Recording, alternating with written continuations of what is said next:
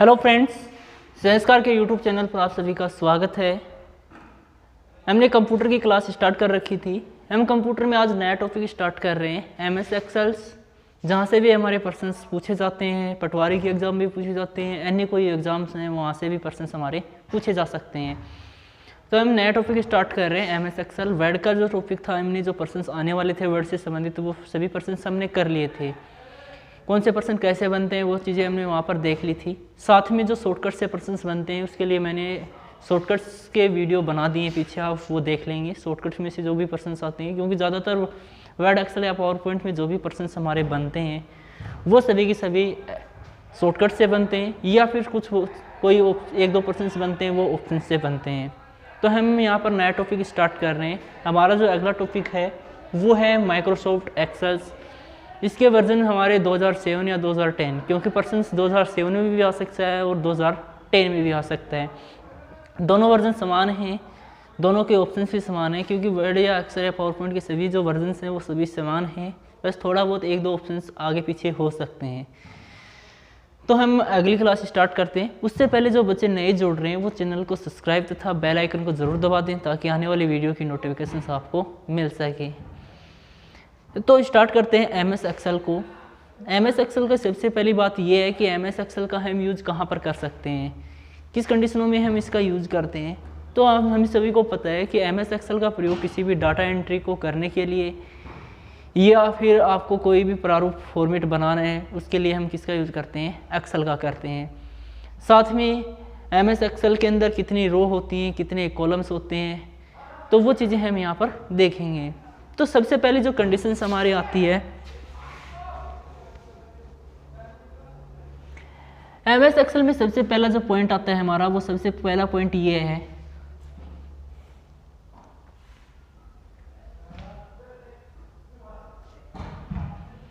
कि जो MS Excel है,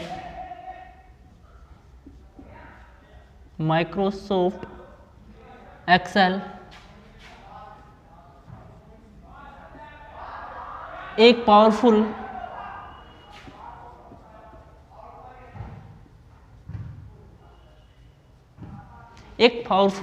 स्प्रेडशीट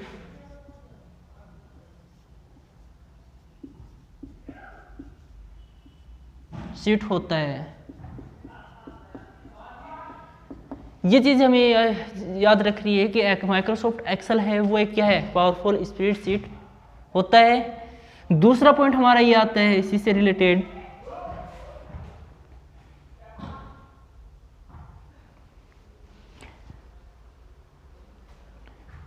जो एमएस एक्सेल हमारा है, एमएस एक्सेल ये क्या करता है, रियल टाइम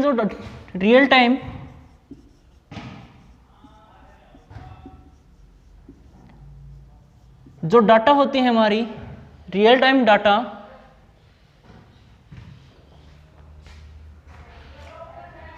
को एक्सेस करने की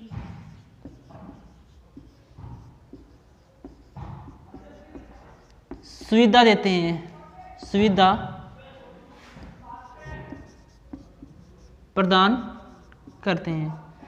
यदि एग्जाम में प्रश्न आता है कि कौन सी डाटाओं को एक्सेस करने का जो कार्य है एक्सेल करता है, तो वो कौन सी है, रियल टाइम जो डाटा होती है उनको एक्सेस करने का कार्य कौन करता है, हमारा एक्सेल करता है। उसके बाद में हमें जो पॉइंट याद रखना है इसके अंदर वो ये है कि इसको कब बनाया गया, कब इसको विकसित किया गया था। जो एमएस एक्सेल है,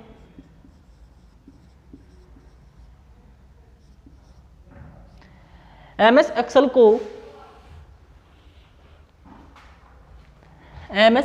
को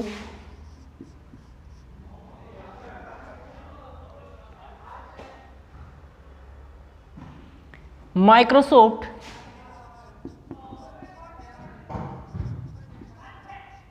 कंपनी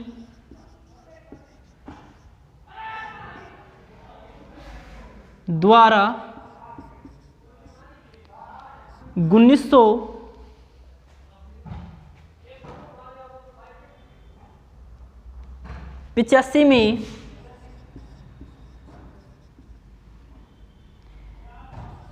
MSc OS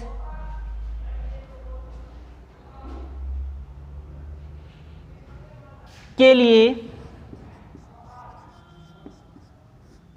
फर्स्ट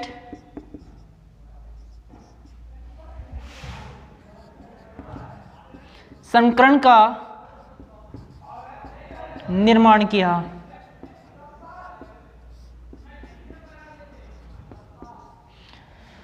तो ये इंपॉर्टेंट चीज़ है, ये याद रखनी है हमें कि MS एक्सेल है वो किसके द्वारा बनाया गया है, माइक्रोसॉफ्ट कंपनी के द्वारा बनाया गया है, ये चीज़ हमें पता है।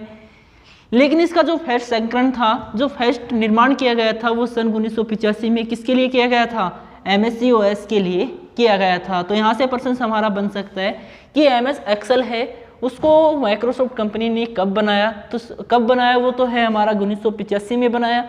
और वो किसके लिए बनाया था, 1985 में MSc OS के लिए बनाया था। ये फर्स्ट संस्करण था। उसके बाद में हमें आगे अगला पॉइंट ध्यान में रखना है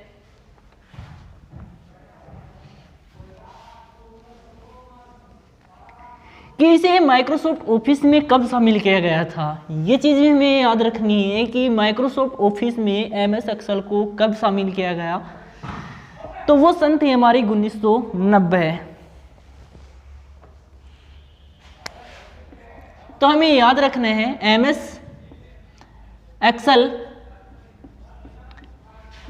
को 1990 में माइक्रोसॉफ्ट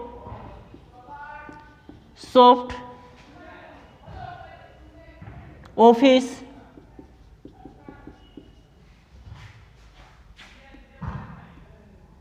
के पैकेज में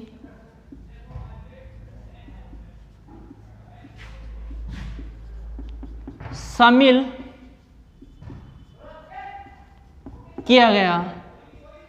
तो ये चीज़ भी हमारी इंपॉर्टेंट है एग्जाम की दृष्टि से कि MS एक्सेल है उसको कौन सी सन में माइक्रोसॉफ्ट ऑफिस के पैकेज में शामिल किया गया। तो वो सन हमारी थी कौन सी, 1990। तो 1990 में क्या किया गया था, MS एक्सेल को माइक्रोसॉफ्ट ऑफिस के पैकेज में क्या किया गया था, शामिल किया गया था। तो ये चीज़ भी हमें ध्यान में रखनी है। उसके बाद में हमें एक चीज़ ये ध्यान में रखनी है, जो MS एक्सेल होता है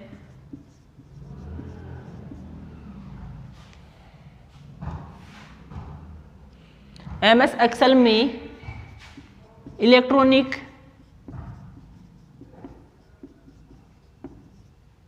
वर्कशीट होती हैं। तो एक्सेल की जो शीट होती है वो कौन सी होती है, इलेक्ट्रॉनिक वर्कशीट होती है। ये चीज़ भी हमारी इंपॉर्टेंट है, इससे भी प्रश्न हमारा आ सकता है। तो ये पॉइंट जो हमने लिखे हैं, हर एक पॉइंट आपका इंपॉर्टेंट है और यहाँ से प्रश्न डायरेक्ट पूछे जाते हैं। तो MS एक्सेल है वो कौन सी वर्कशीट होती है, उसकी इलेक्ट्रॉनिक वर्कशीट होती है। इसको माइक्रोसॉफ्ट ऑफिस के पैकेज में कब शामिल किया गया, इसको सन 1990 में माइक्रोसॉफ्ट ऑफिस के पैकेज में शामिल किया गया था। कब इसका निर्माण हुआ था, सन 1985 में इसका निर्माण हुआ था। और इसका जो फर्स्ट संस्करण है वो किसके लिए यूज किया गया था, वो किया गया था MSc OS के लिए। उसके बाद में हमें याद रखना है कि इनकी संख्याएं MS एक्सेल में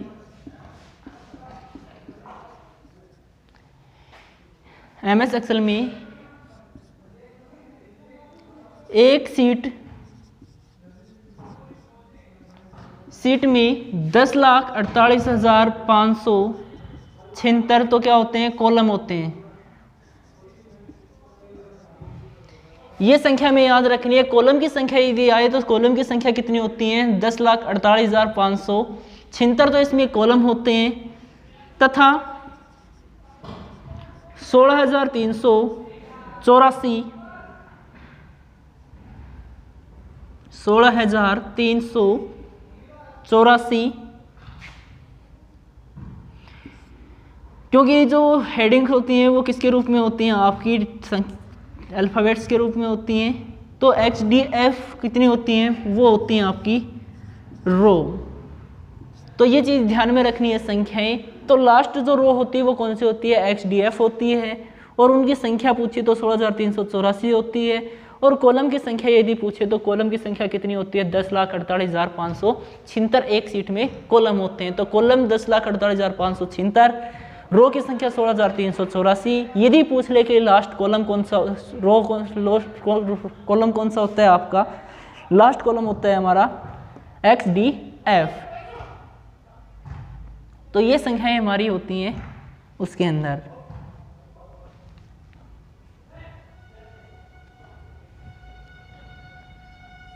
सॉरी, जो कॉलम होते हैं वो होता है लास्ट कॉलम हमारा XDF, ये हमारा लास्ट कॉलम होता है।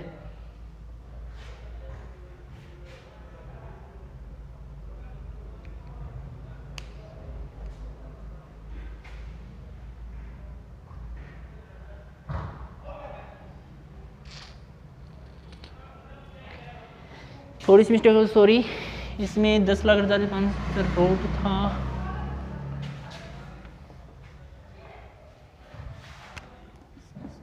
MS एक्सेल में 10,48,576 रो उल्टा लिखा गया था, वो 10,48,576 तो इसमें रो होती हैं, तथा 16,384 इसमें कॉलम होते हैं। और लास्ट कॉलम कौन सा होता है? XDF होता है। तो ये चीज़ हमें याद रखनी है, इम्पोर्टेंट है कि MS एक्सेल में कितनी तो रो होती हैं, 10,48,576 रो होती हैं इसमें। और यदि कॉलम की संख्या पूछे तो 16,384 क्या होते हैं इसमें कॉलम होते हैं। और लास्ट कॉलम हमारा कौन सा होता है? XDF होता है। तो उसकी संख्या कितनी होती है? 16,384 होती है।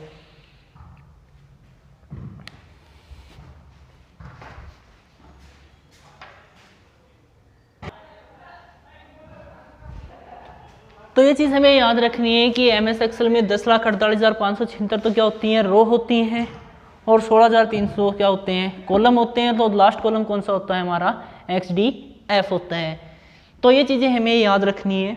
उसके बाद में आगे आता है इसका प्रयोग किन किन चीज़ों में, किन किन रूपों में किया जाता है। तो वो चीज़ें भी हमें यहाँ पर याद रखनी है, इनका प्रयोग किस चीज़ में किया जाता है।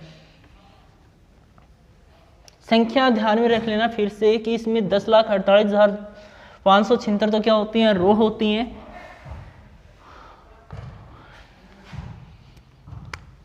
दस लाख 48,576 तो इसमें होती हैं रो। और 16,384 क्या होते हैं? इसमें कॉलम होते हैं। आगे बात है कि MS एक्सेल में कितने सेल होते हैं। तो सेल की संख्या भी पूछ सकता है कि एक एक्सेल शीट में, एक एक्सेल शीट में 17 अरब 17 करोड़ 98 लाख 69,184 सेल होते हैं। यदि सेलों की संख्या पूछे तो 10 अरब 17 करोड़ 98 लाख 69,184 क्या होती हैं? इसके अंदर सेलों की संख्या होती है। तो ये संख्या भी हमारी इंपॉर्टेंट है, ये भी हमें क्या याद रखनी है। उसके बाद में इसका जो प्रयोग है वो किन चीज़ों में किया जाता है। सबसे पहला इसका प्रयोग होता है वो होता है डेटा को व्यवस्थित करने में। एक्सेल का प्रयोग डेटा को व्यवस्थित करने के लिए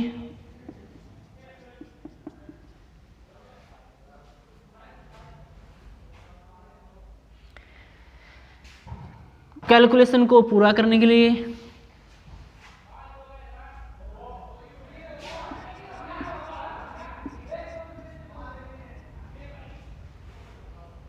कैलकुलेशन को पूरा करने के लिए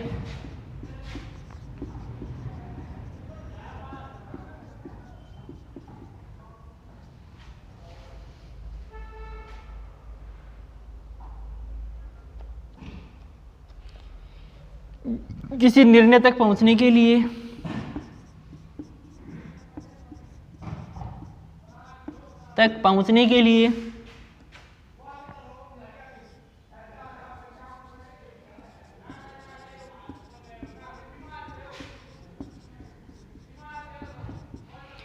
तो एक्सेल का प्रयोग डेटा को व्यवस्थित करने के लिए, कैलकुलेशन को पूरा करने के लिए, किसी निर्णय तक पहुंचने के लिए,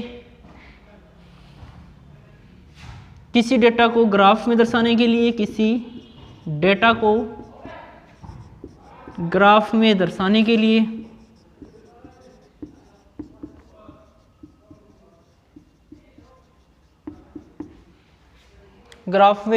के लिए,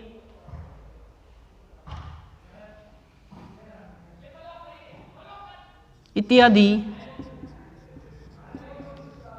कामों के लिए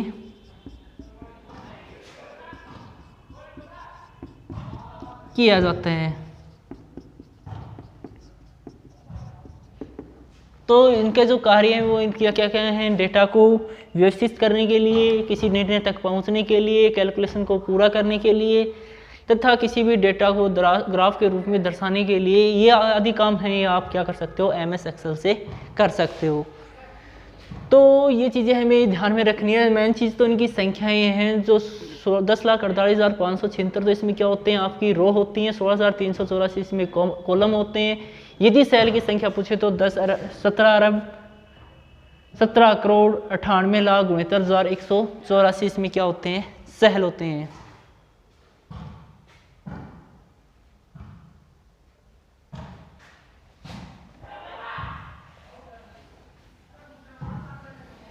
तो ये था MS एक्सेल का बेसिक जो नॉलेज है, जहाँ से पर्सन्स हमारे बेसिक नॉलेज में से पूछे जाते हैं। इसमें कितने कॉलम होते हैं, कितनी रो होती हैं, इनका कार्य क्या है, कब इसको विकसित किया गया, कब इसको माइक्रोसॉफ्ट ऑफिस में शामिल किया गया। तो ये चीज़ें हमें याद रखनी है। और यहाँ से भी हमारा एक पर्सन ज़रूर पूछा जा सकता है। यदि पर्सन पूछे तो आप ये आंसर कर सकते हो। उसके बाद में हमारा आता है MS एक्सेल को स्टार्ट करना। MS एक्सेल को स्टार्ट करना। MS एक्सेल को स्टार्ट करने के 2 या 3 तरीके हैं हमारे। सबसे पहला जो तरीका आता है, सबसे पहले आप स्टार्ट बटन पे जाओ, फिर ऑल प्रोग्राम में जाओ, वहाँ पर माइक्रोसॉफ्ट ऑफिस को सिलेक्ट करो, उसमें से आप MS एक्सेल को ओपन करो। तो वो चीज़ें आप वहाँ से कर सकते हो, या फिर आप एसेसरीज में जाकर वहाँ से रन ऑप्शंस को ओपन कर वहाँ से कर सकते हो। उससे सीधा सा तरीका ये है कि आप MS एक्सेल को जो सीधा सा तरीका ये है कि आप सबसे पहले विंडो की, उसके साथ में आपको R को प्रेस करना है। विंडो की के साथ में आपको R को प्रेस करना है। जो ये शॉर्टकट होती है, या सभी को पता होती है किसकी शॉर्टकट होती है? रन की शॉर्टकट होती है। इसमें आपको क्या टाइप करना है? एक्सेल टाइप करना है, XCEL टाइप करना है। एक्सेल को टाइप करने के बाद वहाँ पर आपको या तो इंटर दबाना है, या फिर उसके नीचे लिखे ओके पर आपको क्लिक करना है। तो ये सबसे बेस्ट तरीका है MS एक्सेल को स्टार्ट करने के लिए। रन की शॉर्टकट आपके पास उपलब्ध है, उसमें आपको एक्सेल लिखना है और उसके बाद में आपको इंटर या ओके दबाना है।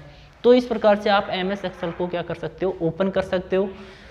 उसके बाद में MS एक्सेल की हमारी जो मेन स्क्रीन आती है वो ओपन हो जाती है। वहाँ पर हमें पीछे का जो वर्ड का जो प्रोसेस थी, वर्ड में जो चीज़ें हमने पढ़ी थी वो चीज़ें हमारी रिपीट होती हैं। जैसे सबसे पहला जो मेन्यू हमारा आता है वो फाइल मेन्यू आता है, सभी को पता है। फाइल मेन्यू के अंदर सेव आता है, सेव आ जाता है, ओपन आता है, क्लोज आता है, इन्फॉर्मेशन आता है, न्यू का ऑप्शन आता है, प्रिंट का आता है, या ऑप्शन आता है, या एग्जिट आता है। तो ये हमारे ऑप्शन वहाँ पर क्या हो रहे थे? आ रहे थे जब हमने वर्ड को पढ़ा था, तो वहाँ पर अन्य ऑप्शनों को हमने पढ़ा था। तो सेम प्रोसेस यहाँ पर होती है, सेम कार्य यहाँ पर होता है। सेव की शॉर्टकट वैसी है जैसी वर्ड के अंदर थी। तो यहाँ पर फाइल मेन्यू को हम नहीं पढ़ेंगे, क्योंकि हमने वर्ड के अंदर इसको क्या कर लिया था? क्लियर कर लिया था।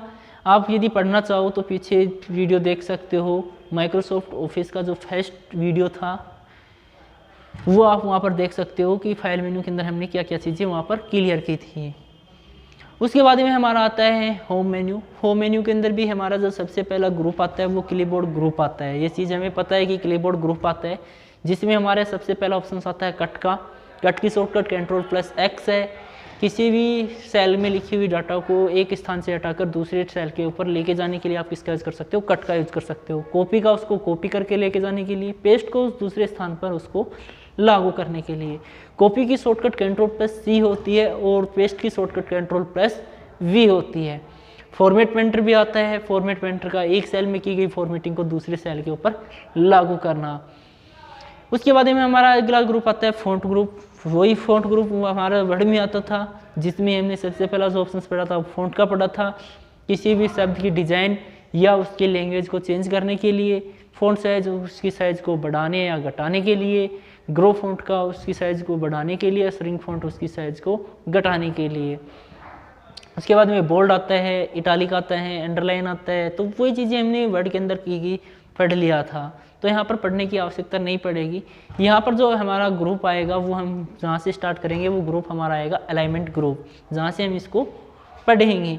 आज के लिए काफ़ी है, जो नॉर्मल व्यवहारिक ज्ञान है, वो नॉलेज है, वो आप इस चीज़ को पढ़ेंगे, देखेंगे और समझेंगे। साथ में यदि कोई चीज़ समझ में नहीं आ रही हो, यदि मैंने मिस्टेक कर दी है, तो वो चीज़ें आप बताओगे कमेंट्स में, ताकि उसमें कुछ सुधार हो। आज के लिए काफ़ी है। Thank you.